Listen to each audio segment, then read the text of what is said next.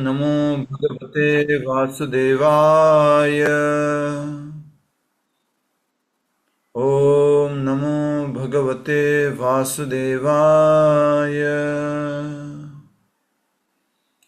ओम नमो भगवते वासुदेवाय।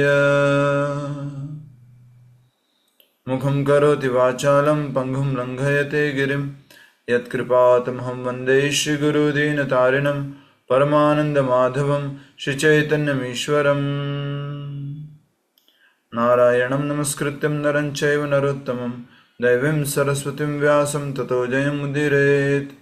नष्टप्रायेषु भद्रेषु नित्यं भागवत सेवया भगवती उत्तमश्लोके भक्तिर्भवति नैष्टिकी। हरे कृष्ण कृष्ण कृष्ण हरे हरे, हरे राम राम राम हरे हरे। सभी भक्तों का पुनः स्वागत आज के श्रीमद् भगवद गीता कार्यक्रम में, जिसमें हम गीता रत्नावली श्रृंखला कर रहे हैं, जिसके अंतर्गत मुख्य भगवद गीता के श्लोकों का समझने का प्रयास कर रहे हैं। 10वां अध्याय और 9वें अध्याय में हमने अंत में देखा था कि भगवान ने कहा कि हमेशा मन जो है वो मुझ में लगाओ, मेरा चिंतन करो, मेरी पूजा करो, मुझे प्रणाम करो, मेरे भक्त बनो, और इस प्रकार से तुम अवश्य मुझे प्राप्त करोगे। ये 9वें अध्याय में हमने अच्छे से समझ लिया था। इसी श्लोक को भगवान पुनः दोहरान करते हैं 18वें अध्याय में। अब जो ये 10वां अध्याय है, इसमें भगवान शुरुआत में जैसे 7वें अध्याय में भगवान ने बोला था उसी प्रकार से बोल रहे हैं। श्री भगवान वाच, महत्वपूर्ण श्लोक पहला ले लेते हैं। श्री भगवान वाच भूय एव महाबाहो शृणु मे परमं वचः यत्येहं प्रियमाणाय वक्ष्यामि हित काम्यया। श्री भगवान ने कहा, हे महाबाहु अर्जुन, और आगे सुनो, चूंकि तुम मेरे प्रिय सखा हो, अतः मैं तुम्हारे लाभ के लिए ऐसा ज्ञान प्रदान करूंगा जो अभी तक मेरे द्वारा बताए गए ज्ञान से श्रेष्ठ होगा। तो भगवान ने 7वें अध्याय में बोला था कि मैं तुम्हें शुणुताम, अर्थात भागवतम का आ गया शुणुताम, सुनो कि तुम सुनो। अब मैं तुम्हें आगे और ज्ञान बताने जा रहा हूं। और 8वें अध्याय में भगवान ने फिर बताया भगवत प्राप्ति का ज्ञान, 9वें अध्याय में बताया भगवान ने परम गुह्य ज्ञान, और अब 10वें अध्याय में भगवान कह रहे हैं कि मैं अब तुम्हें ऐसा ज्ञान बताऊंगा जो अभी तक बताए ज्ञान से श्रेष्ठ है। तो यहाँ भगवान श्री कृष्ण ने बहुत ही विशेष थोड़ा सा जोर दिया है, शुणु में परमम वच, अर्थात मेरे बात को, मेरे वचन को। और मेरा कैसा वचन है ये? परमम वच, इसको अच्छे से सुनो। तो ये जीवन में बहुत आवश्यक है। 7वें अध्याय में भी हमने बोला था, भागवत का श्लोक भी कोट किया गया था, शृण्वताम स्वकतः कृष्णा पुण्य श्रवण कीर्तन हृदयंतस्तः भद्राणि विदुनोति सुहृत सताम। कि हमें श्रवण करने मात्र से, किसका श्रवण? भगवान श्री कृष्ण की कथा का श्रवण। शृण्वताम स्वकतः कृष्ण पुण्य श्लोक कीर्तन, और पुण्य के बराबर है, श्रवण करना भी पुण्य के बराबर है। और ऐसा करने से हृदय से अभद्रों का नाश हो जाता है और भगवान हमारे हृदय में स्टेब्लिश हो जाते हैं, स्थापित हो जाते हैं। ठीक है। तो भगवान स्वयं कह रहे हैं कि मैं तुम्हें ये क्यों ज्ञान बता रहा हूं कि तुम मेरे परम प्रिय सखा हो, और ये ज्ञान कैसा है? अभी तक बताए ज्ञान से श्रेष्ठ है। और सुनो, बार बार ये शब्द आता है, सुनो, ध्यान से सुनो। और कथा सुन रहे होते हैं, जैसे क्लास में भी बैठे होते हैं, तो भी जो कथावाचक होते हैं वो कितनी बार बोलते हैं, ध्यान से सुनिए, हम आपसे कह रहे हैं, बार बार ध्यान से सुनने के लिए बोलते हैं। उसी प्रकार भगवान भी छोटे से कॉन्वर्सेशन में 45 मिनट की इस वार्तालाप में भगवान अर्जुन को 5-6 बार बोल चुके हैं, सुनो सुनो अर्जुन। अब श्लोक संख्या हम देखेंगे, जो महत्वपूर्ण श्लोक हैं। श्लोक संख्या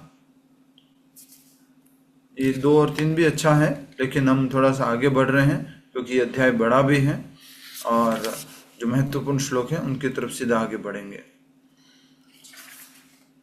श्लोक संख्या 4 और 5।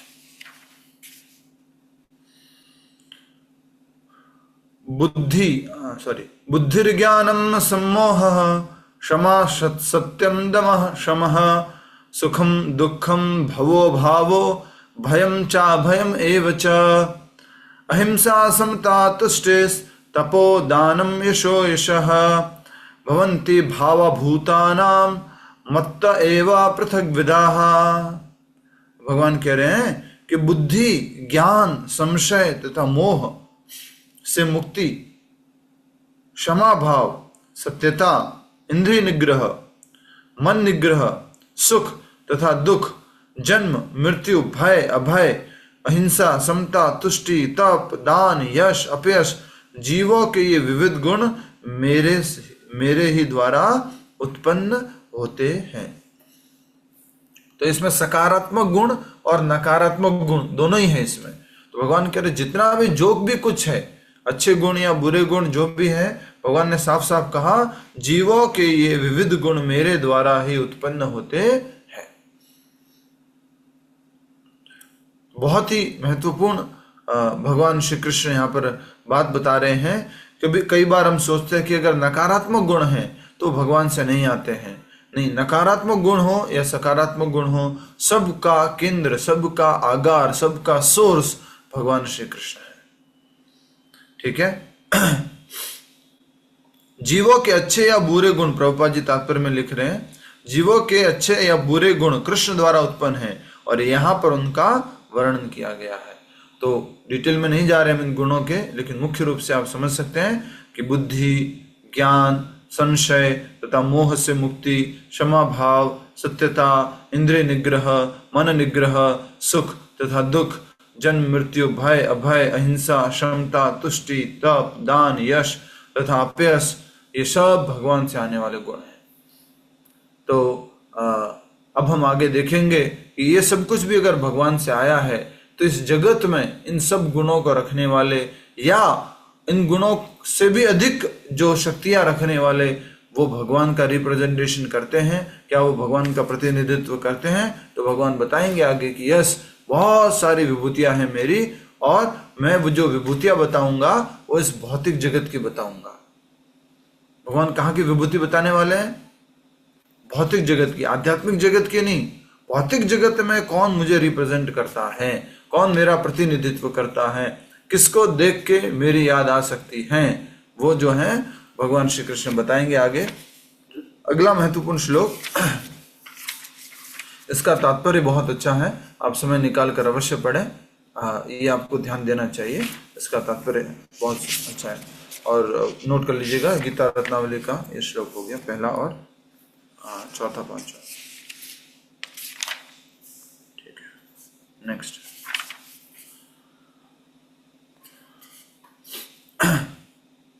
श्लोक संख्या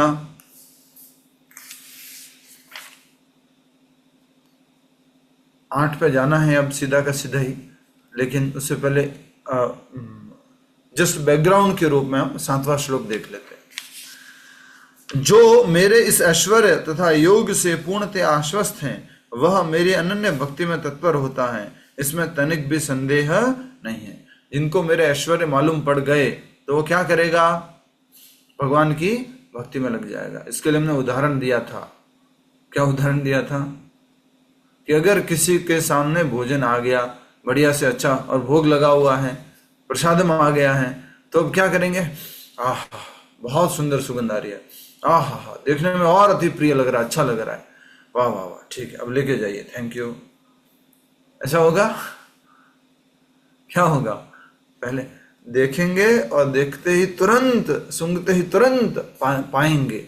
उसी प्रकार से जब भगवान का ऐश्वर्य मालूम पड़ जाएगा कि परम भगवान किस प्रकार से हैं, उनकी विभूतियां मालूम पड़ जाएगी, तो हम क्या करेंगे?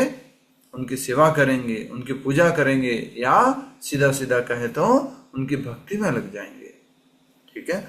जो मेरे इस ऐश्वर्य तथा योग से पूर्णतः आश्वस्त हैं, वह मेरी अनन्य भक्ति में तत्पर होता है, इसमें तनिक भी संदेह नहीं है। अब आइए हम भगवान की विभूतियों के बारे में, भगवान की अलग अलग विशेषताओं के बारे में हम यहाँ से पढ़ने का प्रयास करते हैं। ये 7वें श्लोक से ही शुरू हो गया। एताम विभूतिम योगम च मम यो वेति तत्वतः। मैं तुम्हें तत्वतः रूप में ये विभूतियां बताऊंगा जिनसे एक भक्त, एक योगी संतुष्ट हो गया है, आश्वस्त हो गया है।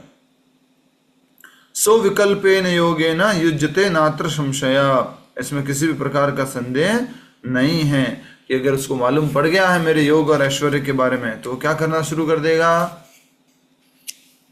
मेरी भक्ति करना शुरू कर देगा।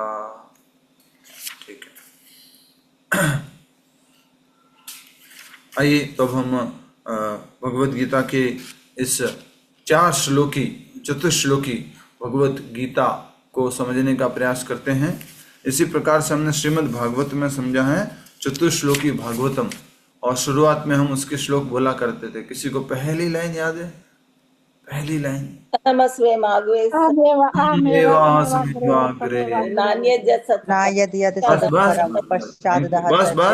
माते समझ गया माता जी, आपकी विभूतियों को समझ गया, धन्यवाद। हरे कृष्ण, वाह क्या बात है, वेरी नाइस। तो श्लोक संख्या 8 भगवत गीता का जो चतुश्लोकी भाग है वो यहाँ से शुरू हो रहा है। पहला, ये हमें याद है, आपको भी याद है, सबको याद होना चाहिए।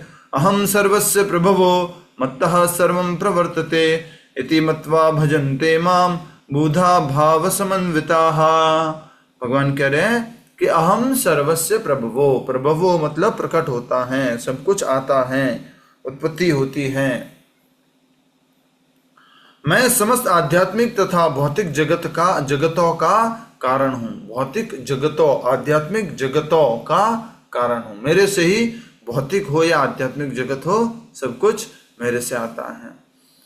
प्रत्येक वस्तु मुझसे ही उद्भूत है। हर एक वस्तु का जो प्रकट हुई है वो वस्तु भी मुझसे ही प्रकट हुई है, या उसमें चलायमान शक्ति जो आई है वो किससे आई है? मेरे से आई है। इसलिए इसको गीता का चतुश्लोकी गीता बोला जाता है, क्योंकि इसमें एक श्लोक में, 2 श्लोक में, 3 श्लोक में या 4 श्लोक में ही पूरा का पूरा ज्ञान आ गया है। तो यहाँ पर साफ साफ बता दिया कि अगर कोई कहे गीता को सार रूप में बताइए एक श्लोक में, तो एक श्लोक में गीता का सार बोले तो सब कुछ भगवान से आता है, चाहे भौतिक जगत हो या आध्यात्मिक जगत को। और ये जानने के बाद व्यक्ति को भगवान की, बुद्धिमान व्यक्ति भगवान की भक्ति में लग जाता है। और सरल भक्ति करने का तरीका कलयुग में है हरे कृष्ण कृष्ण कृष्ण हरे हरे, हरे राम राम राम हरे हरे। मैं समस्त आध्यात्मिक तथा भौतिक जगतों का कारण हूं। प्रत्येक वस्तु मुझ ही से उद्भूत है। जो बुद्धिमान या भली भांति जानते हैं वे मेरी प्रेमा भक्ति में भजन्ते माम बुधा भाव समन्विता। इसलिए यहाँ पर प्रेमा भक्ति शब्द उपयोग किया गया है। क्यों? क्योंकि श्लोक में भगवान ने बोला है भाव समन्विता, भाव पूर्वक, प्रेम पूर्वक वो मेरी भक्ति में लग जाता है, अत्यंत मनोयोग से। वे मेरी प्रेमा भक्ति में लगते हैं और हृदय से पूरी तरह मेरी पूजा में तत्पर रहते हैं।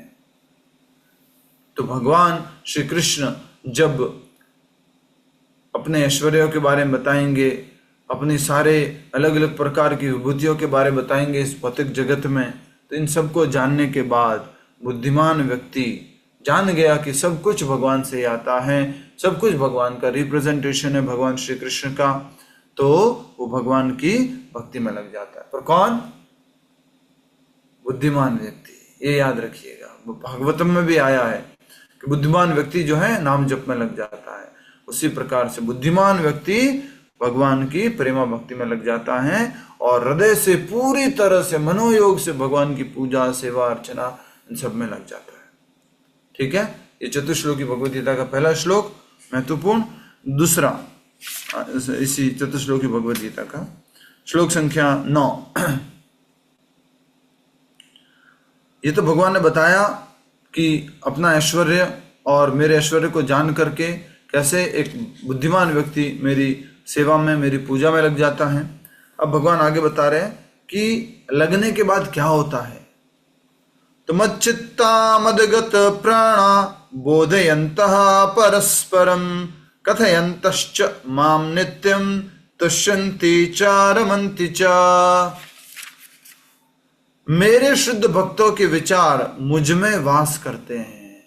अब वो भक्ति में लग गए, बुद्धि के साथ में पूरा भगवान की सेवा में लग गए, तो भगवान कह रहे कि मेरे शुद्ध भक्तों के विचार मुझ में वास करते हैं।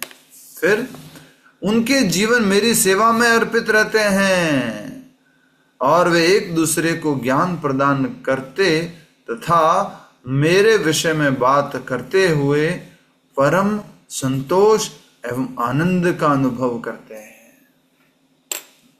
भक्तों के पास में और कुछ भी नहीं है बात करने के लिए, डिस्कस करने के लिए, किसके अलावा? भगवान के नाम, रूप, गुण और लीला के अलावा।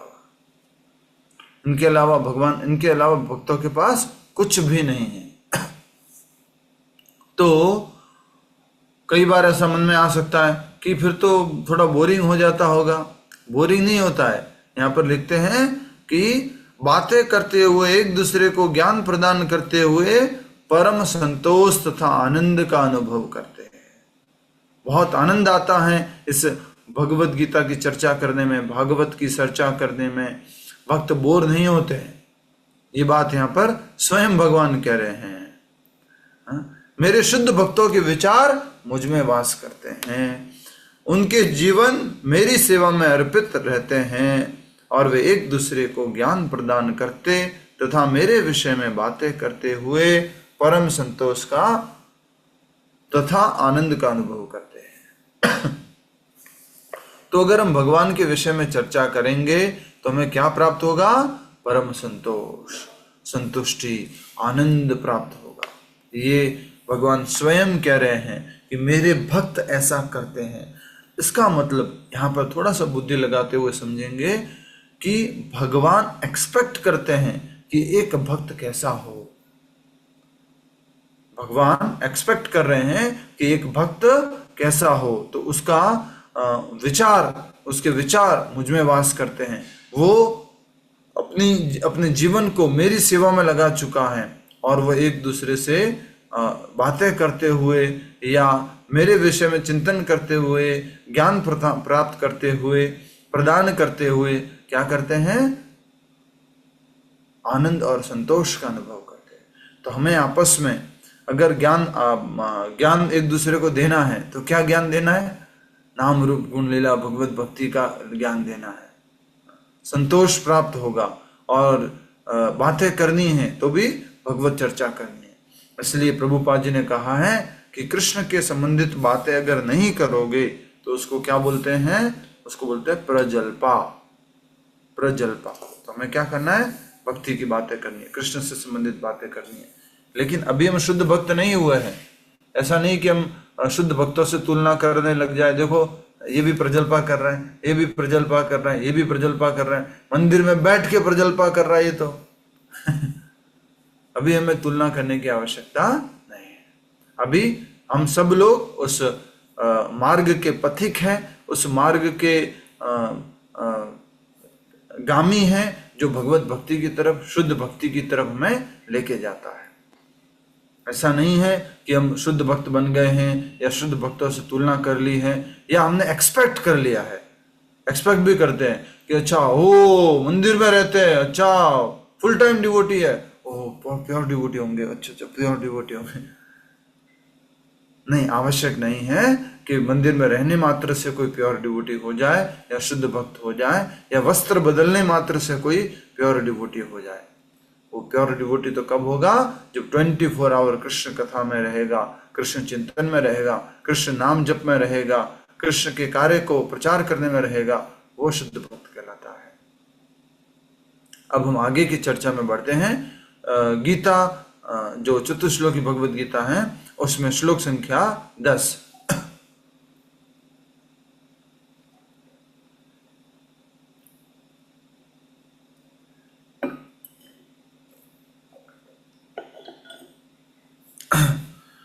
तेषां सतत युक्तानां भजतां प्रीतिपूर्वकं ददामि बुद्धि योगम तम येन माम उपयांति ते।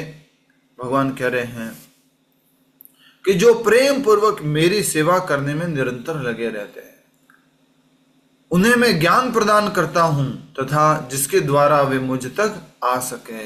ददामि बुद्धि योगम तम, मैं ऐसा ज्ञान प्रदान करता हूं, बस लगे रहना है, भक्ति में लगे रहना है, भक्ति को छोड़ना नहीं है। सबसे बड़ी गलती क्या करते हैं हम लोग कि भक्ति को छोड़ देते हैं। कुछ मिला नहीं जी, 16 साल हो गए 16 माला करते हुए जी, तो कुछ मिला नहीं अभी तक। नहीं, भक्ति को छोड़ना नहीं है। ये प्रभुपाद जी महत्वपूर्ण बात हमें इस तात्पर्य में भी समझाते हैं, और 90वें अध्याय के 30वें श्लोक में भी बताया था। क्या बताया था 90वें अध्याय के 30वें श्लोक में? क्या था? सुदुराचारो अपि चेत सुदुराचारो। हाँ, अपि चेत सुदुराचारो, अगर कोई व्यक्ति भक्ति में है और वो कुछ बहुत दुराचार हो जाता है, उससे गलत आचरण हो जाता है, लेकिन भक्ति को बोलो बोलो छोड़ता नहीं है, तो नहीं भगवान ने क्या कहा था? फिर भी मैं उसको क्या मानता हूं? साधु मानता हूं, क्योंकि वो लगा हुआ है, इसलिए जल्दी क्या हो जाएगा? क्षिप्रम भवति धर्मात्मा, जल्दी से वो धर्मात्मा बन जाएगा। शाश्वत शांतिम निगच्छति, शाश्वत शांति को प्राप्त हो जाएगा। और हे अर्जुन, भले कोई व्यक्ति ऐसा भक्त जो है उससे गलती हो जाए, लेकिन घोषणा कर दो मेरे भक्त का कभी विनाश नहीं होता, नमे भक्तः प्रणश्यति। तो ये बातें हमेशा हमारे को मालूम होनी है कि भक्ति छोड़नी नहीं है, भगवान की सेवा छोड़नी नहीं है। प्रभुपाद जी बोलते हैं कि ISKCON is my house, ISKCON is my house and please don't give up this house. There will be many problems. अभी इस्कॉन वृंदावन में थोड़ा उथल पुथल चल रहा है, जो पुराना मंदिर है वहां पर कुछ बातें चल रही है, लेकिन प्रभुपाद जी बोलते कुछ भी हो, किसी से भी गलती हो जाए, क्या गलती नहीं होगी क्या किसी से? कोई कोई कोई नारद मुनि थोड़ा भगवान के शुद्ध भक्त है, लेकिन उनसे भी कुछ ऐसा भगवान ने लीला करवाई कि उनसे कुछ गलती हो गई, ब्रह्मा जी से गलती हो गई, और भी कुछ बड़े बड़े उदाहरण लेते हैं, जो योगी थे, जो मुनि थे, उनसे भी कुछ गलती हो गई। तो गलती किसी से हो सकती है, उस कारण से भक्ति छोड़ने की आवश्यकता नहीं है। ये बहुत महत्वपूर्ण शिक्षा प्रभुपाद जी बोलते हैं। If you find anything, any problem, please be there, and if possible please correct, उसको ठीक करो। तो ये भगवान श्री कृष्ण बहुत सुंदर शिक्षा दे रहे हैं हमें कि अर्जुन, तुम अगर मेरी भक्ति में लगे रहोगे, मेरी भक्ति करते रहोगे, तो एक दिन मैं क्या दूंगा तुम्हारे हृदय में? वो ज्ञान दूंगा जिससे कि तुम मुझ तक आ सकते हो। हमें आखिरकार भगवान तक पहुंचना है, और भगवान तक पहुंचेंगे कैसे? जब आत्म साक्षात्कार हो जाएगा। इसके लिए यहां पर कहा गया है कि जो प्रेम पूर्वक मेरी सेवा करने में भजताम प्रीति पूर्वकम, बोलो भजताम प्रीति पूर्वकम। ये प्रीति पूर्वक भजन बहुत मुश्किल है। भागवत के अंत में हमने क्या पढ़ा था? एक लाइन लिखवाई थी, याद होगा तो किसी को। हमें स्वार्थ रहित प्रेम भरा समर्पण करना है। भजताम प्रीति पूर्वकम बहुत मुश्किल है। ये जो नाम जप करते हैं, ये प्रीति पूर्वक नहीं कर रहे अभी तो। हरे कृष्ण कृष्ण कृष्ण हरे हरे, हरे राम राम राम हरे हरे। सबसे पहला स्टेप है नाम जप। कौन सा वाला?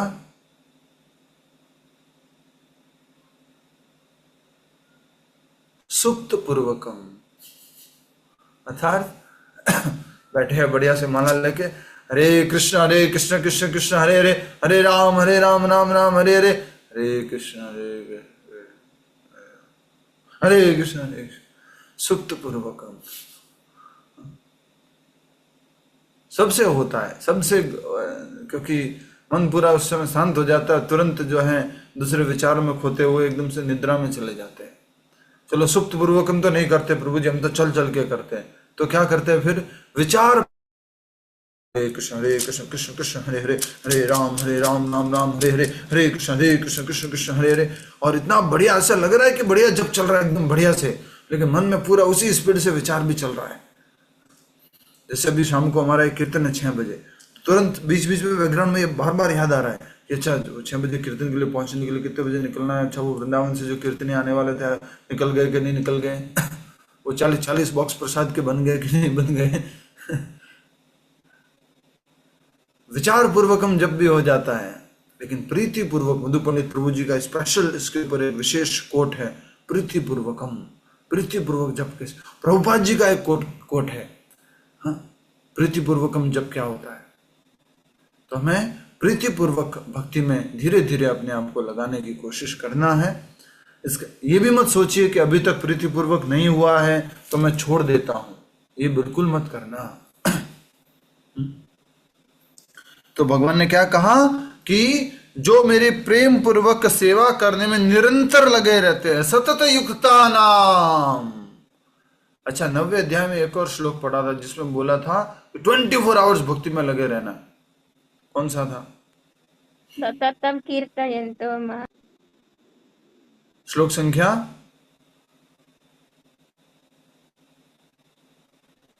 सततम कीर्तयन्तो माम यतन्तश्च दृढ़व्रतः, दृढ़व्रत होकर के क्या करना है?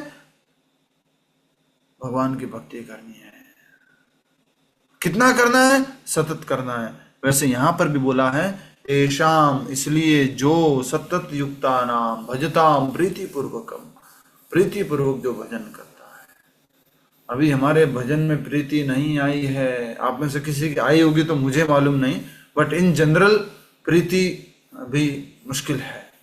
कोई सेवा मिल भी जाती है ना मंदिर में, मान लीजिए हमारे सुशील कुमार जी, असलाराम जी और क्या नाम है, 2-3 भक्त लोग जो बैठे हुए हैं यहाँ पर, पी.के. गुप्ता जी, जस्ट मजाक में कह रहा हूँ पर इसको समझने के लिए, आगे मंदिर में, और हमने उनको बोला कि गुप्ता जी, कुमार जी, सिल्वी जी, आपको जूता चप्पल के मैनेजमेंट की सेवा करनी है। अरे प्रभु जी देखिए, हम इतने समय से मंदिर आ रहे हैं, ये सेवा क्या दे रहे हैं आप, थोड़ा दूसरा सेवा दीजिए। और वो सेवा भी कैसे होगी? उसमें भी अपना प्रीति नहीं आ पाएगी, उसमें भी ये रहेगा कि मुझे ये अच्छी लगती है, मुझे ऐसे ऐसा करना है। और उस सेवा को करते करते अगर किसी ने बोल दिया कुछ भी तो क्या होगा? मैं नहीं कर रहा, मैं नहीं कर रहा, ठीक है आप देख लो, मैं नहीं कर रहा, बात कर लो, हरिना प्रभु से बात कर लो, आप, मुझे नहीं करनी।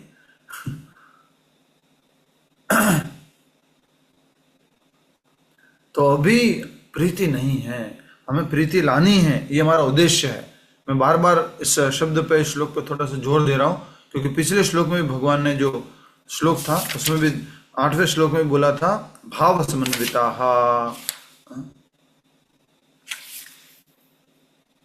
इस 10वें श्लोक में बोल रहे हैं भजताम, भजन करता है प्रीति पूर्वकम। अभी तो कैसे होता है? अर्जुनाथ गुरु ने बोल दिया, इसलिए मैं सुबह सुबह प्रचार के लिए निकल जाता हूँ, लोगों को मिल लेता हूँ, मिल करके आ जाता हूँ, और फिर यहाँ पर आकर के मंदिर में थोड़ा सा जो कुछ सेवा वो कर लेता हूँ। प्रीति नहीं आई है।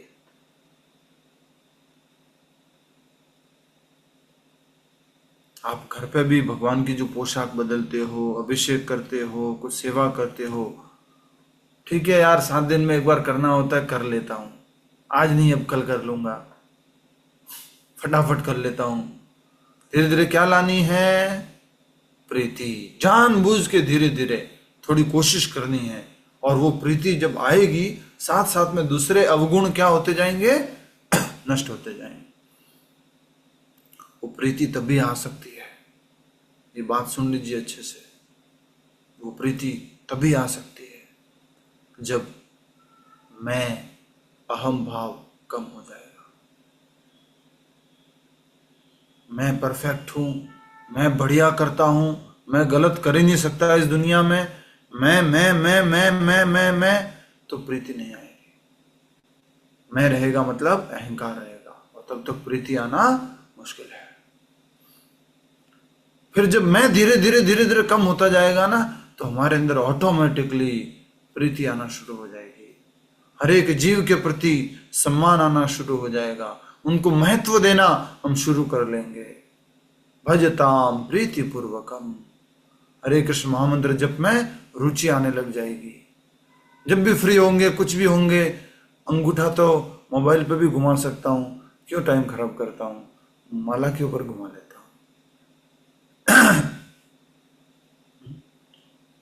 अभी तो फ्री टाइम होता है तो क्या होता है, फ्री टाइम छोड़िए, प्रभु जी क्लास चल रही है, 20 क्लास में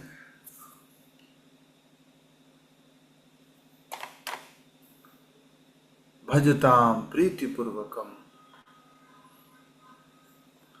ये महत्वपूर्ण है गीता रत्नावली के अंतर्गत, ये बार बार जो मैं बोल रहा हूं, प्रीतिपूर्वकम। इसका कोट मुझे कोई याद दिलाना। मैं प्रभुपाद जी का एक विशेष कोट है जो सुबह चैंटिंग के टाइम में मंदिर में लगाते हैं उसको। Preeti means not with force, Preeti means with love, that I want to do more, that is प्रीति।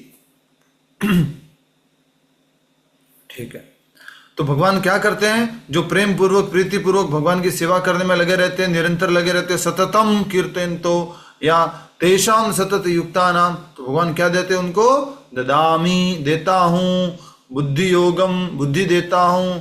इससे क्या होगा, ये न माम उपयांति ते, मुझको प्राप्त कर सके, मेरे पास आ सके, उसका मैं उनको बुद्धि देता हूं, ज्ञान देता हूं। समझ गए अब आप सीक्रेट क्या है, सीक्रेट समझ गए। सीक्रेट ये है कि बस प्रेम पूर्वक भगवान की प्रीति पूर्वक सेवा में लग जाओ निरंतर, ऑटोमेटिकली गुरु की आज्ञा के अनुसार आपको भगवान निर्देश देंगे उन तक आगे पहुंचने का। ठीक है, लास्ट श्लोक, चतुश्लोकी भगवद गीता का। तेषामेवानुकंपार्थम अहम ज्ञानम अजम तमः नाश्याम्यात्मभावस्थो ज्ञान दीपेन भास्वता। और क्या होता है जो भगवान की प्रीतिपूर्वक सेवा में लग जाता है उसके साथ में, तो कह रहे भगवान, मैं उन पर विशेष कृपा करने हेतु उनके हृदयों में वास करते हुए ज्ञान के प्रकाशमान दीपक द्वारा अज्ञान जन्य अंधकार को दूर करता हूं। उनको ज्ञान दे करके, बुद्धि दे करके मैं क्या करता हूं, प्रकाश करता हूं, और अंधकार है उसको क्या करता हूं, दूर करता हूं। भास्वता, प्रकाशमान हुए।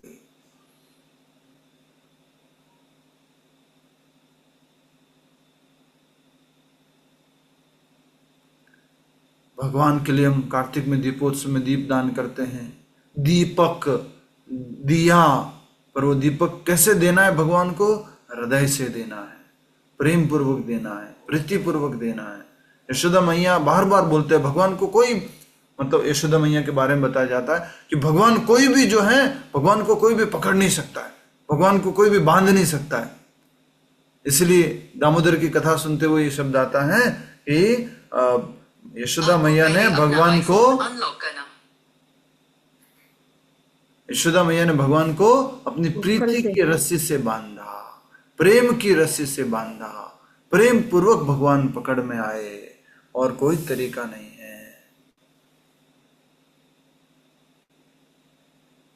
कभी कभी हम लोग थोड़ा खुश हो जाते हैं जब ये भजन की पहली लाइन सुनते हैं, भगत के वश में है भगवान, भगत के वश में है, और हम थोड़ा अपना कॉलर ऊपर कर लेते हैं, हाँ मेरे वश में है, हमारे वश में नहीं,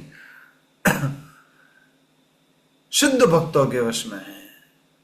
प्योर डिवोटी, शुद्ध भक्त प्रभुपाद जी, वो अगर ऐसे कहे कि लो कृष्ण को ले लो, प्रभुपाद जी कहते हैं, हमारे जो प्रभुपाद जी का भजन कुटीर है वृंदावन मंदिर के अंदर, उसमें ये लाइन लिखी हुई है, pure devotees can give you Krishna like this, take it, ले लो। कृष्ण से तुम्हारा कृष्ण देते पारो, कृष्ण तुम्हारे हैं और आप कृष्ण को दे सकते हो। तो ये बहुत ही सुंदर बात हम यहाँ पर समझ रहे हैं कि भगवान हमारे हृदय में स्थापित हैं और वो ज्ञान रूपी प्रकाश करते हैं, और इससे जो अंधकार है, अज्ञान रूपी अंधकार क्या होता जाता है, दूर। वो बेसिक अंधकार क्या है, बेसिक अंधकार, सबसे शुरुआती अंधकार, मैं ये शरीर हूं, मैं भोगता हूं, और वो अंधकार को ही भगवान दूर कर लेते हैं, और हमें पूरा ज्ञान हो जाता है कि मैं भोक्ता, मैं ये शरीर नहीं हूँ। आज जो भी हमारे जीवन में बाधा आ रही है ना, भक्ति करने में गलत मन में विचार आ रहे हैं माला करते हुए, या इधर उधर मन भटक रहा है, या माला करने में मन नहीं लग रहा है, या भगवद गीता भागवत आदि पढ़ने में मन नहीं लग रहा है, उसका एक ही कारण है, मैं, अहम भाव ज्यादा है। ये अहम भाव नहीं करने देता हमें सेवा भाव में आना है, और आध्यात्मिक जगत में सेवा भाव चाहिए। ये 4 श्लोक इंपॉर्टेंट थे, इसलिए मैंने इसको ज़्यादा समय दिया है, चतुश्लोकी भगवद गीता के, और ये गीता रत्नावली के भी 4 श्लोक महत्वपूर्ण हो गए। कह रहे हैं लास्ट श्लोक में, मैं उन पर विशेष कृपा करने हेतु उनके हृदयों में वास करते हुए ज्ञान के प्रकाशमान दीपक के द्वारा अज्ञान जन्य अंधकार को दूर करता हूं। अज्ञान से उत्पन्न अंधेरा है, उसको भगवान दूर करते हैं, और जब प्रकाश हो जाएगा तो आसानी से हम भगवान का दर्शन कर पाएंगे, भगवान को देख पाएंगे, भगवान तक पहुंच पाएंगे। ददामि बुद्धि योगम तम, जो बुद्धि दी है भगवान ने, जो ज्ञान दिया है, उसके माध्यम से भगवान का दर्शन कर पाएंगे। वही ज्ञान रूपी दीपक है। परमात्मा हृदय में स्थित है भगवान श्री कृष्ण रूप में, और बाहर किस रूप में स्थित है बताओ?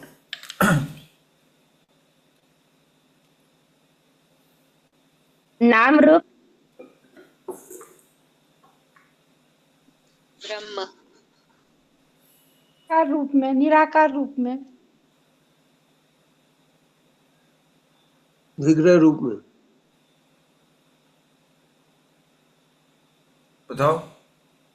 शक्ति के रूप में। ये गड़बड़ नहीं होनी चाहिए। अर्चा विग्रह के रूप में, नाम रूप में है प्रभु जी। उत्तर सही आते मैं रुक जाऊंगा, मुझे भी समय बचाना है। बोलो। द्विज रूप में, भक्ति रूप में, ब्रह्म रूप में, गुरु के रूप में। या सुशीला हेमकर माता की हरि बोल। वही परमात्मा हृदय में जो स्थित है उनको बोलते हैं चैत्य गुरु, और वो जो बाहर प्रकट हो जाते हैं तो साक्षात गुरु के रूप में आते हैं। वही परमात्मा ही हैं जो गुरु के रूप में हमारे साक्षात साथ में चलते हैं, बाहर से अपनी शिक्षाओं द्वारा हमें गाइड करते हैं। ठीक है, तो इसको याद रखिएगा कि गुरु जो है वो हमारे जीवन से अंधकार दूर कर रहे हैं। गु मतलब अंधकार, रू मतलब प्रकाश, गु मतलब नरक, रू मतलब वहां से बाहर निकलना। ठीक है, तो ये महत्वपूर्ण श्लोक। अब जो है जो वो जो श्लोक आने वाले हैं, जो महिमा है भगवान की विभूतियां हैं, उनके डिटेल में हम या उनको हम स्पर्श नहीं करेंगे, उनको जस्ट 2-4 समझते हुए आगे बढ़ते हुए अंतिम श्लोकों की तरफ जाएंगे। तो अभी पहले ये सब सुनने के बाद, जैसे बोला कि अगर भगवान के बारे में मालूम पड़ जाएगा तो भक्त क्या करेगा, तो अर्जुन स्वयं वो करके दिखा रहे हैं। ये भी इंपॉर्टेंट श्लोक है, श्लोक संख्या 12 और 13। हरे कृष्ण, माफी चाहता हूँ। अर्जुन उवाच परम ब्रह्म परम धाम पवित्रम परमं भवान पुरुषं शाश्वतं दिव्यं आदिदेवं अजं विभुं आहुस्त्वां ऋषयः सर्वे देवर्षिर्नारदस्तदा तथा असितो देवलो व्यासः स्वयं चैव ब्रवीषि मे। अर्जुन ने कहा आप परम भगवान, यहां से एक एक चीज को लेंगे। आप परम भगवान, आप परम धाम, आप परम पवित्र, आप परम सत्य हैं। परम ब्रह्म परम धाम पवित्रम परमम भवान पुरुषम शाश्वतम दिव्यम आदिदेवम अजम विभुम। और इस बारे में कौन कौन कह रहे हैं कि आप ऐसे हैं? मैं नहीं कह रहा हूं, मैं नहीं कि आपकी चाटुकारिता कर रहा हूं कि मैंने आपके बारे में सुन लिया और मैं तो आपके साथ में रथ में बैठा हूं, इसलिए अब क्या करूं, आगे जाके लोग भगवद गीता पढ़ेंगे तो कोई तो बोलने वाला चाहिए कि मैं थोड़ा सा बटरिंग कर देता हूं। नहीं, असितो देवला व्यास देवर्षिस् नारदस्तथा। कह रहे हैं कि आप नित्य, आप दिव्य, आप आदि पुरुष, आप अजन्मा तथा आप महानतम हैं। नारद, असित, देवल तथा व्यास जैसे ऋषि आपके सत्य की पुष्टि करते हैं, और अब आप स्वयं भी मुझसे प्रकट कह रहे हैं कि आप ही सब कुछ है, परम धाम, परम पवित्र, परम भगवान, पुरुषम शाश्वतम दिव्यम आदिदेव मजम विभु। ये आगे भी भगवान ने बोला है सब कुछ, और ये हमने गीता जब श्लोकों का डिटेल में अध्ययन किया था, जो पूरी सीरीज है उसमें भी ये हमने चर्चा किया था, कनेक्ट करके देखा था, कहाँ भगवान ने कहा कि मैं परम हूँ, कहाँ भगवान ने कहा कि मैं परम पवित्र हूँ, कहाँ कहा कि भगवान परम सत्य हैं।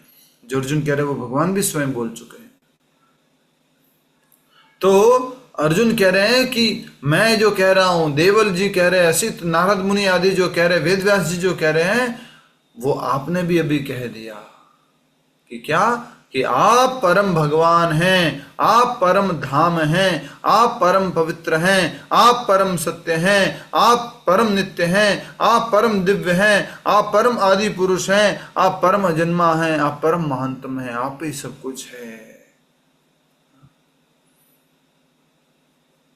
इसकी पुष्टि नारद, असित, देवल, व्यास आदि ऋषियों ने की है, और अब आपने कौन से श्लोकों में कर लिया, और आपने भी इसकी पुष्टि की है। कौन से श्लोकों में?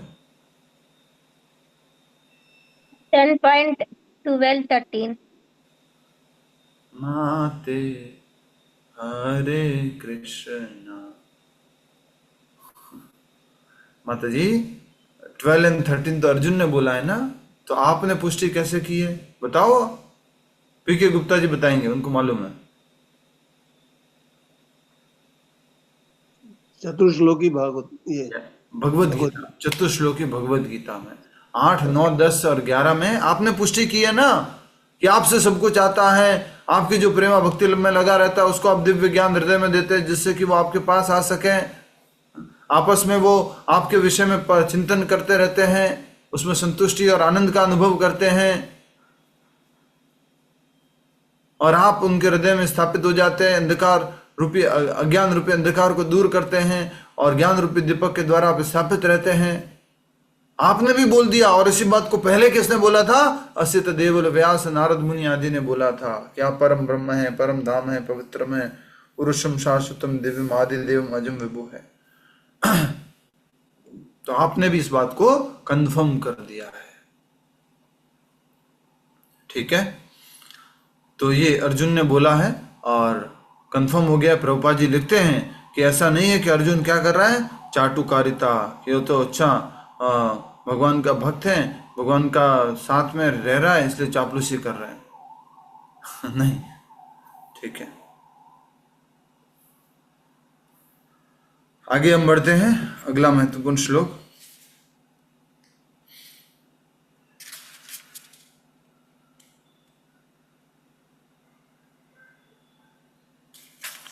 ये भी जो श्लोक है ना, श्लोक संख्या 14, 15 और 16, 17, ये सब कौन बोल रहे हैं? अर्जुन बोल रहे हैं। 16, 17, 18 ये सब अर्जुन ने बोला है, और बहुत ही सुंदर ये बोला है। तो अभी रत्नावली के श्लोकों में तो नहीं ले रहे हैं, लेकिन एक बार पढ़ेंगे अनुवाद। ठीक है, पढ़िए, अनुवाद पढ़िए। श्लोक संख्या 14 का अनुवाद पढ़िए। हे कृष्ण, आपने मुझसे जो कुछ कहा है उसे मैं पूर्णतया सत्य मानता हूं। हे प्रभु, न तो देवतागण न असुरगण ही आपके स्वरूप को समझ सकते हैं। नेक्स्ट, हे परम पुरुष, हे सबके उद्गम, हे समस्त प्राणियों के स्वामी, हे देवों के देव, हे ब्रह्मांड के प्रभु, निसंदेह एकमात्र आप ही अपने को अपनी अंतरंगा शक्ति से जानने वाले हैं।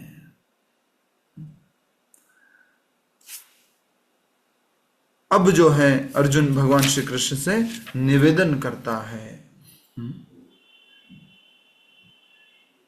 श्लोक संख्या 16 और 17 में, तो ये महत्वपूर्ण श्लोक के रूप में आप इसको नोट कर सकते हैं। श्लोक संख्या 16 और 17।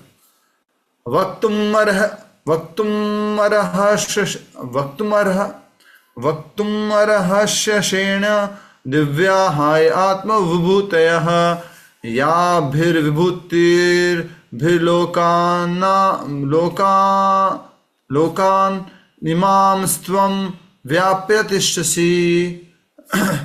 कृपा करके विस्तार पूर्वक मुझे अपने उन देवी ऐश्वर्य को बताएं जिनके द्वारा आप इन समस्त लोकों में व्याप्त है। उन विभूतियों को, उन ऐश्वर्यों को आत्म विभूतयः, आप अपनी विभूतियों को, अपने विभूति को बताएं जिनके द्वारा इस आप लोक में व्याप्त है। कौन से लोक में? भौतिक जगत में, भौतिक लोक में। ठीक है। कृपा करके विस्तार पूर्वक मुझे अपने उन दैवी ऐश्वर्यों को बताएं जिनके द्वारा आप इन समस्त लोकों में व्याप्त हैं। अगला, कथम विद्याहं योगिंस त्वां सदा परिचिन्तयन् केषु केषु च भावेषु चिन्त्योऽस्मि भगवन् मया केषु केषु च भावेषु। मतलब किस किस भाव में, हे कृष्ण, हे परम योगी, मैं किस तरह आपका निरंतर चिंतन करूं और आपको कैसे जानूं? हे भगवान, आपका स्मरण किन किन रूपों में किया जा सकता है, कैसे कैसे मैं याद करूं इस भौतिक जगत में? कृपया करके दिव्य हय आत्मा विभूतयः, जो आपकी दिव्य खुद की आपकी आत्म विभूति है उसको आप बताइए। मैं किस किस रूप में आपका चिंतन करूं, मैं आपको कैसे जानूं, मैं निरंतर चिंतन कैसे करूं? आपका निरंतर चिंतन करना है ना, सततम कीर्तयन्तु मां, कैसे करूं मैं? किस किस रूप में आपको जानूं, किस रूप में याद करूं आपको? तो अब ये भगवान श्री कृष्ण उत्तर देने जा रहे हैं। और उससे पहले एक और श्लोक में अर्जुन निवेदन कर रहा है, विस्तरेणात्मनो योगम विभूतिम च जनार्दन भूय कथय तृप्तिर्हि शृण्वतो नास्ति मे मृतम। हे जनार्दन, आप पुनः विस्तार से अपने ऐश्वर्य तथा योग शक्ति का वर्णन करें। मैं आपके विषय में सुनकर कभी तृप्त नहीं होता हूं, क्योंकि जितना ही आपके विषय में सुनता हूं उतना ही आपके शब्द अमृत को चखना चाहता हूं। आपके विषय में जितना अधिक सुनता हूं और सुनना चाहता हूं। आपके विषय को क्या बोला गया है? शब्द अमृत, उसको और टेस्ट करना चाहता हूं। और शब्द अमृत को किसके द्वारा चखते हैं? यस, कुछ डिवोटीज कंफ्यूज हो गए मेरे इशारे से। शब्द अमृत को किसके द्वारा चखते हैं? कान के द्वारा चखते हैं। तो भगवान से अर्जुन ने निवेदन किया, विस्तरेणात्मनो योगम विभूतिम च जनार्दन भूयः कथय तृप्तिर्हि शृणुतो नास्ति मे अमृतम। हे जनार्दन, आप पुनः विस्तार से अपने ऐश्वर्य तथा योग शक्ति का वर्णन करें। मैं आपके विषय में सुनकर कभी तृप्त नहीं होता हूं। प्रभु, अर्जुन तो तृप्ति नहीं होता था। मैं तो आधा घंटा सुन लूं कृष्ण के बारे में तो तृप्त हो जाता हूं, और तृप्त होने के बाद में फिर सुप्त हो जाता हूं।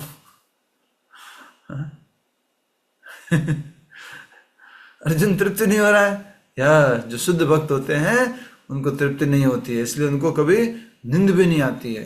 गोस्वामी हो गए, प्रभुपाद जी हो गए, बस शरीर को थोड़ा सा विश्राम देने के लिए विश्राम लेते हैं। क्योंकि जितना ही आपके विषय में सुनता हूं उतना ही आपके शब्द अमृत को चखना चाहता हूं। ये भी इंपॉर्टेंट श्लोक के रूप में नोट कर लीजिए। श्लोक संख्या 18।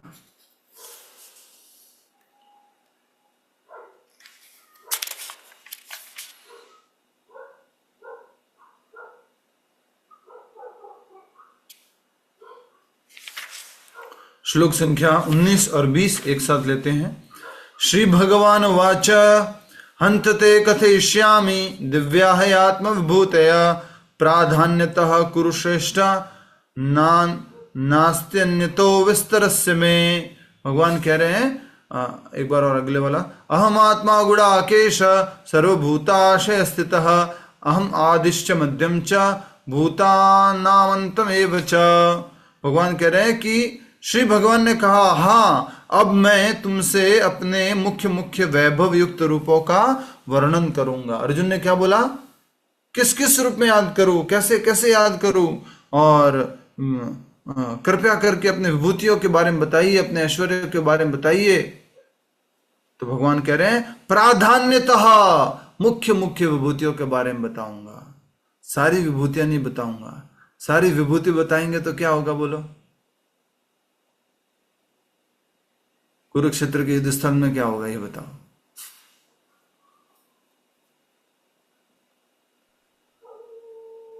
बोलो। कभी खत्म ही नहीं खत्म होगा, ही नहीं होगा युद्ध, अनंत। युद्ध शुरू ही नहीं होगा। वही खड़े रहेंगे। हाँ, बस चलता ही रह रहा है। भगवान अपनी विभूतियां बताते जा रहे हैं, बताते जा रहे हैं, बताते जा रहे हैं, और जिनकी उम्र हो गई वो लोग ऑटोमेटिकली चले जा रहे हैं। तो इतनी अनंत विभूतियां हैं, इसलिए भगवान कह रहे हैं कि हाँ, अब मैं तुमसे अपने मुख्य मुख्य वैभव युक्त रूपों का वर्णन करूंगा। अर्जुन ने क्या बोला था, किस किस रूप में याद करूंगा? तो भगवान ने कहा वैभव युक्त रूपों का वर्णन करूंगा, जिसको देखने से क्या देखे, अरे यार इसमें तो ये बहुत ज्यादा है, ये इसके लिए फेमस है।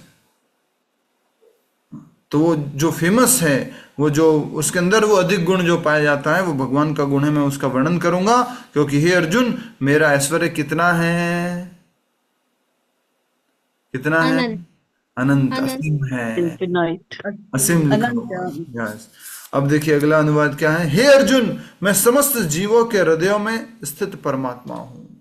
फिर से याद रखना, परमात्मा भगवान जो बोलते हैं कि मैं परमात्मा रूप में हृदय में स्थित हूँ, कहाँ कहाँ है? सीधा सीधा अगर बोलते हैं 5वें अध्याय का 29वां श्लोक, 10वें अध्याय का 20वां श्लोक, 15वें अध्याय का 15वां श्लोक, और 18वें अध्याय का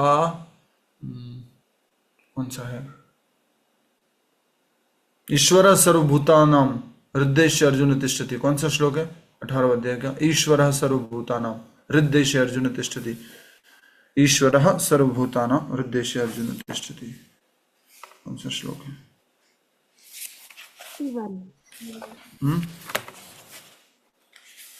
18.61 प्रभु। 61 18.61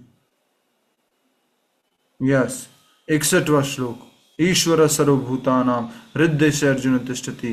मैं हृदय में स्थित हूं। तो 4-5 जगह तो सीधा सीधा भगवान ने बोला है। ठीक है। तो भगवान कह रहे हैं कि मैं समस्त जीवों के हृदय में स्थित परमात्मा हूं, मैं ही समस्त जीवों का आदि मध्य तथा अंत हूं। और ये भी बोल दिया, अहम आदिश्य मध्यम च भूतानाम अंतम एव च। मैं क्या हूं? समस्त जीवों का आदि, मध्य और अंत मैं ही हूं। भगवान कह रहे हैं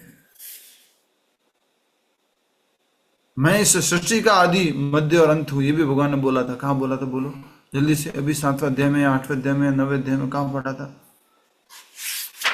जल्दी जल्दी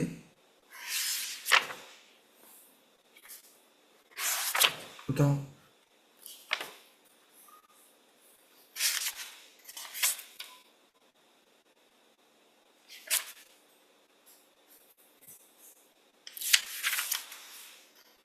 हरे कृष्णा, जल्दी बताइए।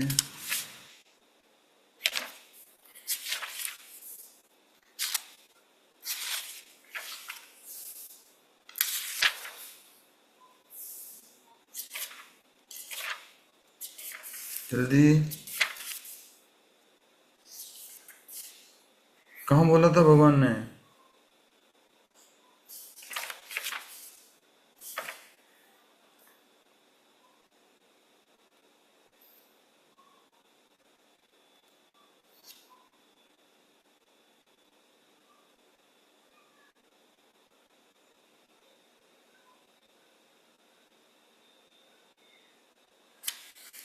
सातवें अध्याय का 26वां श्लोक, वेदाहम समतीतानि वर्तमानानि च अर्जुना भविष्याणि च भूतानि माम तु वेद न कश्चन। हे अर्जुन, शिव भगवान होने के नाते मैं जो कुछ भूतकाल में घटित हो चुका है, जो वर्तमान में घटित हो रहा है, जो आगे होने वाला है, वह सब कुछ जानता हूँ। मैं समस्त जीवों को भी जानता हूँ, किंतु मुझे कोई नहीं जानता।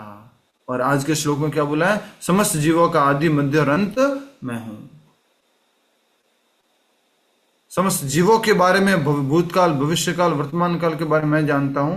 वो 7वें श्लोक में, 7वें अध्याय के 26वें श्लोक में बोला था। वेदाहम समतीतानि, वेदाहम मतलब जानने वाला। ठीक है। अब विभूतियां शुरू हो रही है, जिनको उन रूपों को देखने से हमें भगवान श्री कृष्ण की याद आ जाए, जो ऐश्वर्य है भगवान श्री कृष्ण के। तो अब हम जस्ट मुख्य मुख्य कुछ पढ़ेंगे, फिर या फिर अनुवाद को फटाफट पढ़ते हुए अंतिम श्लोकों की तरफ जाएंगे। और भगवान ने क्या कहा है कि मैं समस्त हृदयों के समस्त जीवों के हृदय में परमात्मा रूप में स्थित हूँ। अहम आत्मा गुणाकेश भूताशय स्थितः, और हृदय अहम आदिश्य मध्यम च भूतानामंतम एवं च, मैं समस्त जीवों का आदि मध्य और अंत हूँ। चलिए विभूतियां शुरू होती है। मैं आदित्यों में विष्णु, प्रकाशों में तेजस्वी सूर्य, मरुतों में मरीचि तथा नक्षत्रों में चंद्रमा हूँ। मैं वेदों में सामवेद हूँ, देवों में स्वर्ग का राजा इंद्र हूँ, इंद्रियों में मन हूँ तथा समस्त जीवों में जीवन शक्ति चेतना हूँ। इंद्रियों में मन सर्वश्रेष्ठ, powerful, very difficult to control मन। मैं समस्त रुद्रों में शिव हूँ, यक्षों तथा राक्षसों में संपत्ति का देवता कुबेर, वसुओं में अग्नि हूँ और समस्त पर्वतों में मेरु हूँ। हे अर्जुन, मुझे समस्त पुरोहितों में मुख्य पुरोहित बृहस्पति जानो। मैं ही समस्त सेना नायकों में कार्तिकेय हूँ और समस्त जलाशयों में समुद्र हूँ।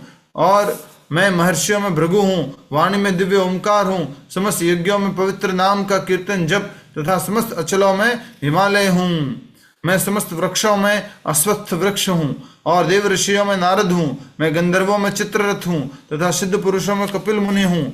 घोड़ों में मुझे उच्चैश्रवा जानो, जो अमृत के लिए समुद्र मंथन के समय उत्पन्न हुआ था। गजराजों में ऐरावत हूँ तथा मनुष्यों में मैं राजा हूँ। नराणाम च नराधिपाम आयुधानाम अहम वज्रम, मैं हथियारों में वज्र हूँ, गायों में मैं सुरभि हूँ। ये सब क्या है? इन रूपों को देखने से किसकी याद आनी है? भगवान श्री कृष्ण की। अर्जुन ने बोला था केशु केशु चु भावेचु भावेशु चिंत्योसि भगवान मया, मैं किस किस रूप में आपका दर्शन करूं, कैसी कैसी विभूतियों को देख करके मैं आपका चिंतन करूं। इसलिए एक बार जो हमारे स्तोका स्वामी महाराज है, उनके वो जो है वो एक बार एरोप्लेन में जा रहे थे, उनके पास में एक व्यक्ति बैठा था। उसने पूछा महाराज, उस टाइम में वो महाराज नहीं थे, तो उनसे पूछा कि प्रभु जी, ये भगवान बोल रहे हैं कि मैं अपनी विभूतियों को बता रहा हूँ, ऐश्वर्यों को बता रहा हूँ, तो 10वें अध्याय में वो ये क्यों कहते हैं मैं हथियारों में वज्र हूं? उनके पास तो कौन सा हथियार है? सुदर्शन चक्र। तो वो हथियारों में वज्र क्यों बोल रहे हैं? तो महाराज ने समझाया। क्या उत्तर था बोलो? बोलो उत्तर क्या है?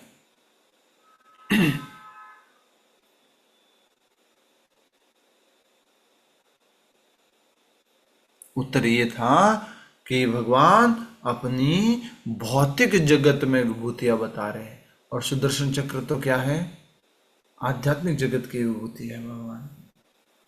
ये भौतिक ऐश्वर्य बता रहे भगवान। ठीक है,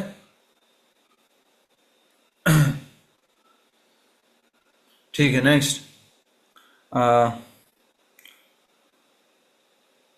मैं हथियारों में वज्र हूं, गायों में सुरभि, संतति उत्पत्ति के कारणों में प्रेम का देवता कामदेव तथा सर्पों में वासुकी हूं, और अनेकों फणों वाले नागों में मैं अनंत हूँ। जलचरों में वरुण देव हूँ मैं, पितरों में अरेमा तथा नियमों के निर्वाहकों में मृत्युराज यम हूँ। दैत्यों में भक्तराज प्रहलाद हूँ, दमन करने वालों में मैं काल हूँ, पशुओं में मैं सिंह हूँ, पक्षियों में मैं गरुड़ हूँ, समस्त पवित्र करने वालों में वायु हूँ, शस्त्रधारियों में मैं राम, मछलियों में मगर तथा नदियों में मैं गंगा हूँ। हे अर्जुन, समस्त सृष्टियों का आदि मध्य तथा अंत हूं। फिर से आ गया, जीवों का भी आदि मध्य अंत मैं ही हूं, समस्त सृष्टि का आदि मध्य अंत भी मैं ही हूं। सर्गाणाम आदिरंतश्च मध्यम चैवार्जुनम अध्यात्म विद्या विद्यानाम तो वाद्यः प्रवदताम। हम कह रहे हैं हे अर्जुन, मैं समस्त प्राणियों समस्त सृष्टियों का आदि मध्य अंत हूं, मैं समस्त विद्याओं में आध्यात्म विद्या हूं, और तर्क शास्त्रीय में मैं निर्णायक सत्य हूं। जो भी तर्क है उसकी समाप्ति कहाँ होती है? जो सत्य बोला जाता है, निर्णायक सत्य। जो बोलते हैं ना, क्या बात कही, बस आपने बस एक बात में बोल दिया, सब फोड़ दिया बोले। तो वो जो बात है, फाइनल बात जो डिसीजन करवाती है, भगवान कह रहे वो मैं हूं। अक्षरों में मैं ओंकार हूं, समासों में द्वंद्व समास हूं, मैं शाश्वत काल भी हूं। अहम एवाक्षय कालो धाता हम श्रुतो मुखम, मैं काल भी हूं और सृष्टिताओं में मैं ब्रह्मा हूं। विश्वतः मुखम, और वो कौन है? ब्रह्मा जी, जो सृष्टि करने वाले। तो सृष्टि करने वाले ब्रह्मा जी को देख के किसकी याद आनी है? कृष्णा। ब्रह्मा जी की नहीं। सूर्य को देखकर कितना सुंदर है। देखिए कितना आज ये भी ये दिमाग में बैठा है कि देखो चंद्रमा को देख करके, पेड़ को देख करके, सूर्य को देख करके, मछली मगरमच्छ को देख करके किसको याद करना है? क्या सुंदर मगरमच्छ है यार, चंद्रमा कितना सुंदर लग रहा है यार, चांदनी एकदम सुंदर, पौर्णमासी का। नहीं, किसको याद करना है? कृष्ण को याद करना है। कितनी बढ़िया बात देखिए। कोई बड़ा कवि मिल जाए, कोई व्यक्ति कुछ और मिल जाए, अलग अलग इंद्र मिल जाए, कोई भी वज्र दिख जाए, उसको देख करके कृष्ण याद आना है। ब्रह्मा जी को भी देख के कृष्ण को याद करना है। मैं सर्वभक्षी मृत्यु हूं, मैं ही आगे होने वालों को उत्पन्न करने वाला हूं। स्त्रियों में मैं कीर्ति, श्री, वाक, स्मृति, मेधा तथा धृति तथा क्षमा हूं। स्त्रियों के गुण भी भगवान कह रहे मैं हूं। फिर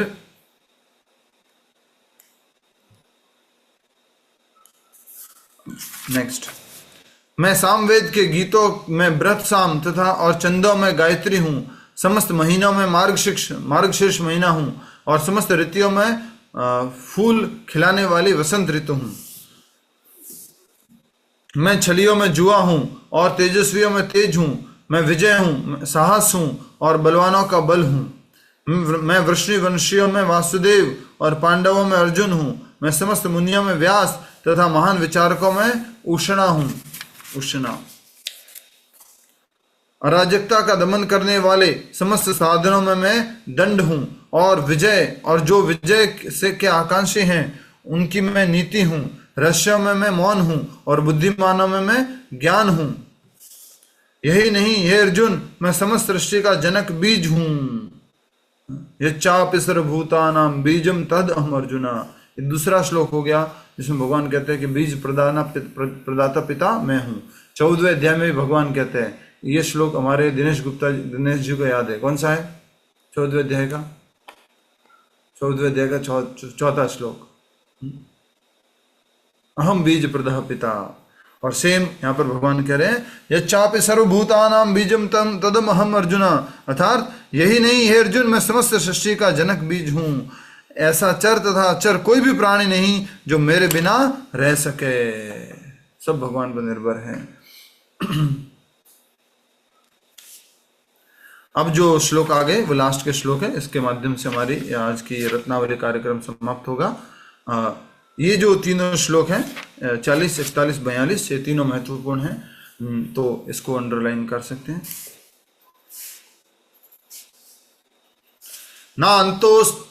नान्तोस्ति मम दिव्यानां विभूतीनां परन्तप एष एतदुद्देश्यतः प्रोक्तो विभूतेर्विस्तरो मया। हे परंतप, मेरी देवी विभूतियों का अंत नहीं है। मैंने तुमसे जो कुछ कहा वह तो मेरे अनंत विभूतियों का संकेत मात्र है। यद्यद् विभूति मत सत्वम श्रीमत ऊर्जितम एव वा तत्तद् एवावगच्छत्तम मम तेजो अंश संभवः।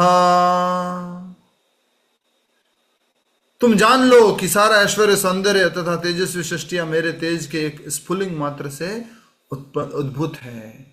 कितना है, भगवान के एक स्फुलिंग मात्र से सब कुछ सृष्टि आई है। तो जब हम वहां गए थे स्विट्जरलैंड, तो वहां बर्फ में खड़े रह करके वीडियो बनाया था और ये श्लोक बोला था यद्यद् विभूति मत सत्वम श्रीमत ऊर्जितम एव मा तत्तदेवावगच्छत्वम मम तेजो अंश संभव। ये सब आपका ये जो सौंदर्य दिख रहा है, वेरी ब्यूटीफुल, हो ऑस्ट्रेलिया इतना सुंदर है, हो स्विट्जरलैंड इतना सुंदर है, आहा क्या बात है, क्या बात है।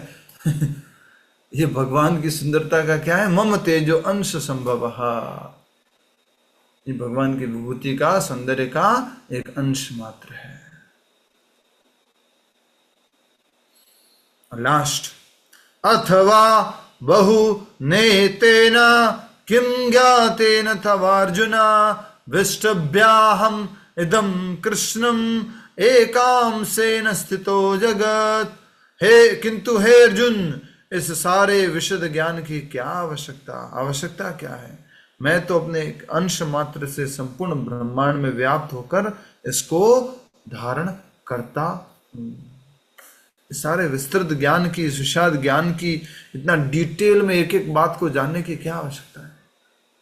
क्या कहना चाह रहे हैं? मैं तो अपने एक अंश मात्र से संपूर्ण ब्रह्मांड में व्याप्त होकर कण कण में हूं अर्जुन, क्या क्या बताओ तुझे, सब जगह मैं ही हूं, परमात्मा रूप में ब्रह्मांड की हर एक वस्तु में मैंने प्रवेश किया है। इसलिए अब मैं क्या बताऊं कि कौन कौन वस्तु मेरा प्रतिनिधित्व करती है। ठीक है, बड़ी बड़ी कुछ बातें बोल दी मैंने आपको। तो कितनी विभूतियां पढ़ी लगभग हमने? 82 सुशील कुमार जी, हमने पहले भी नोट किया हुआ है। लगभग कितनी है? 82 विभूतियां है कि मैं इसमें ये हूँ, इसमें ये हूँ, इसमें हूँ, इसमें ये हूँ। तो भगवान ने बता दिया साफ साफ, ये विभूतियां तो कुछ भी नहीं है, ये तो मेरे तेजो अंश संभव, एक तो बस स्फुलिंग मात्र है। हरे कृष्ण। किसी का कोई प्रश्न है तो पूछ सकते हैं।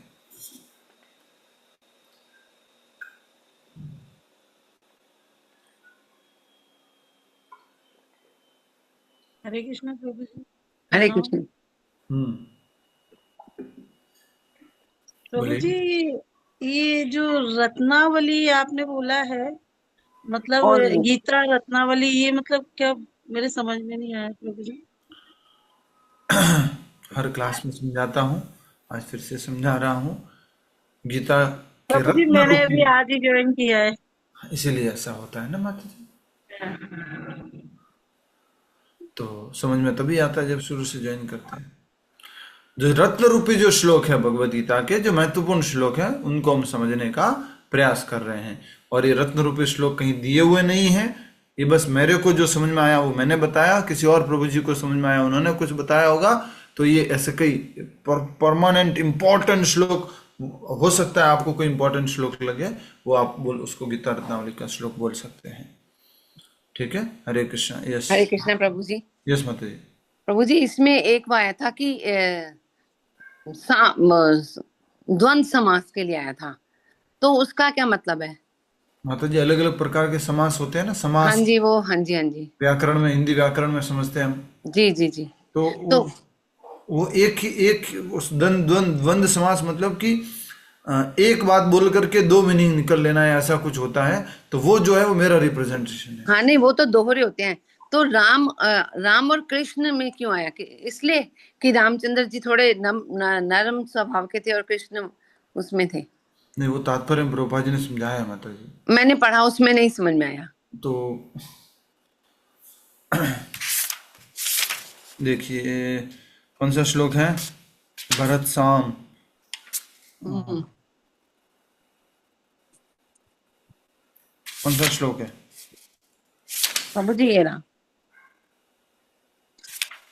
आपके पास, है वो वाला जो ये आपने पढ़ा था। हरे कृष्ण प्रभु जी, 10.33 है। 35 होगा ना? वो 10.33 33 है प्रभु जी। तो कह रहे हैं अकार अर्थात संस्कृत अक्षरमाला का प्रथम अक्षर अ, वैदिक साहित्य का शुभारंभ है। अकार के बिना कोई स्वर उच्चारित नहीं होता है, और इसलिए यह आदि स्वर है, क्योंकि हर एक शब्द, हर एक अक्षर में क्या आता है? आ आता है जी। कोई भी अक्षर ले लेंगे तो आकार आदि स्वर है। आ से आए। इसलिए अक्षरों में बोल दिया मैं आकार हूं। ठीक है। संस्कृत में कई तरह के सामासिक शब्द हैं, जिनमें से राम कृष्ण, अर्थात एक शब्द बोला और दो मीनिंग निकल गए। राम और कृष्ण दो व्यक्तियों को बता दिया, इसको बोल रहा है सामासिक द्वंद्व। सो प्रभु जी, जैसे राम लक्ष्मण होता है, ये भी उसमें आता है? यस माता जी। ठीक है। और हो सके तो आप व्याकरण में थोड़ी और विद्वता हासिल करना चाहे तो कर सकते हैं। ठीक है प्रभु जी। हरे कृष्ण। हरे कृष्ण। और कोई?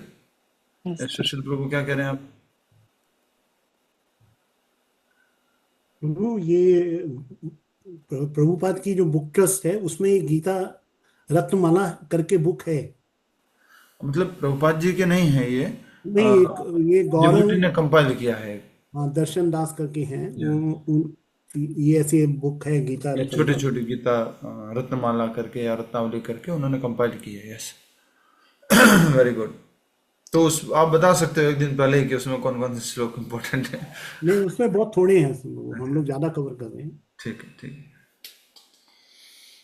प्रभु जी, मेरे पास भी इस पे 108 श्लोक है शायद उसमें। हाँ माता जी। गीता रत्नमाला में 108 श्लोकास हैं शायद, ठीक है माता जी। मेरे पास भी है प्रभु। हाँ हाँ, आपके गोविंद परिक्रमा का असर आपकी आवाज में दिख रहा है। नहीं प्रभु का इधर आते ही मेरा ऐसा गला हो ही जाता है। अच्छा ठीक है, और कौन बोल रहे थे? जल्दी से बोलिए फिर। हाँ प्रभु जी, इस अध्याय में बोला है सामवेद मैं हूँ, और पिछले अध्याय में बोला है कि ऋग्वेद, यजुर्वेद और सामवेद तीनों में हूँ।